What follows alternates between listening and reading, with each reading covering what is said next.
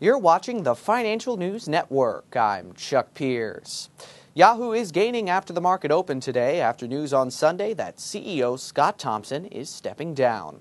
The internet company said Ross Levinson will become interim CEO, one of the number of changes in Yahoo's leadership. The chairman of the board, Roy Bostock, is also being replaced by Fred Amoroso, effective immediately. This comes as Yahoo creates a settlement agreement with Third Point, a hedge fund that has a 5.8% stake in the internet company.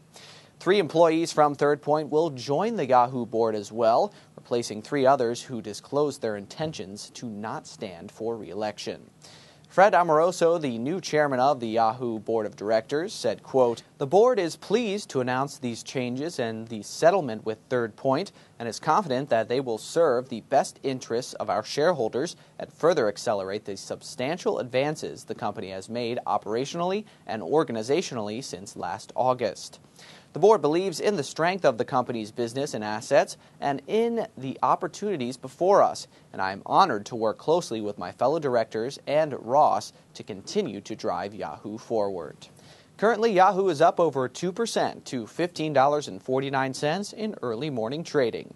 For further updates, stay tuned. You're watching the Financial News Network, your source for the latest business news.